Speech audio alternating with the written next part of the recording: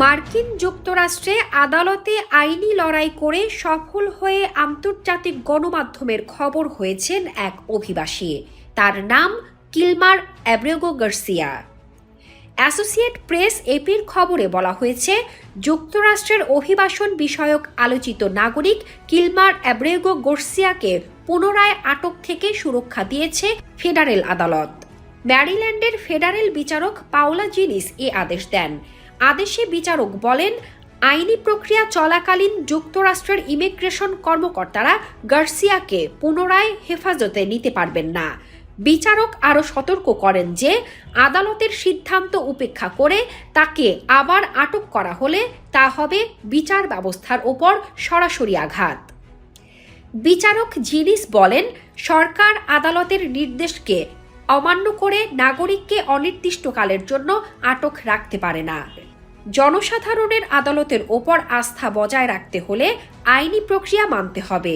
এই আদেশের ফলে গার্সিয়া আপাতত সম্পূর্ণ মুক্ত, যদিও তার বিরুদ্ধে একাধিক মামলা এখনও বিচারাধীন। আদালতের নির্দেশের 14 ঘন্টার মধ্যেই গার্সিয়া পেনসিলভেনিয়ার মোশেনন ভ্যালি ডিটেনশন সেন্টার থেকে মুক্তি পান।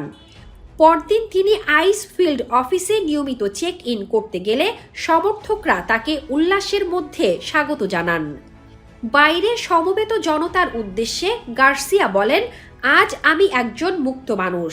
মাথা উঁচু করে দাঁড়িয়ে বলতে চাই, ন্যায় বিচারের ওপর আমাদের আস্থা রাখতে হবে।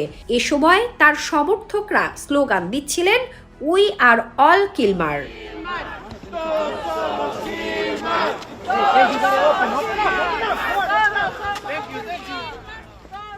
গার্সিয়া একজন এল সালভাদোরের নাগরিক, যিনি কিশোর বয়সে যুক্তরাষ্ট্রে এসেছিলেন।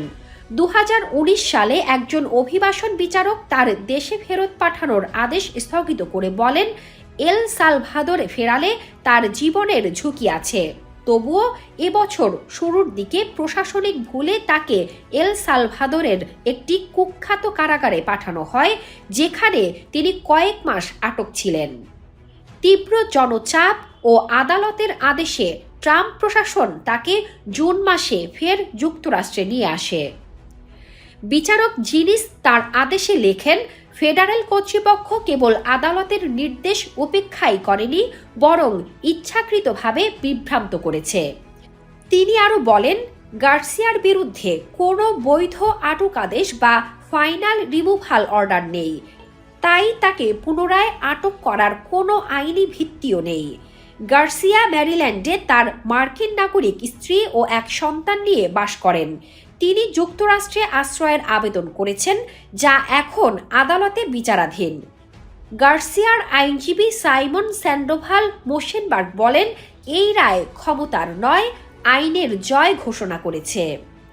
গার্সিয়ার বিরুদ্ধে টেনেসিতে মানব পাচার ও ষড়যন্ত্রের অভিযোগ রয়েছে, তবে তার আইনজীবীরা বলছেন এটি রাজনৈতিক উদ্দেশ্য প্রণোদিত মামলা।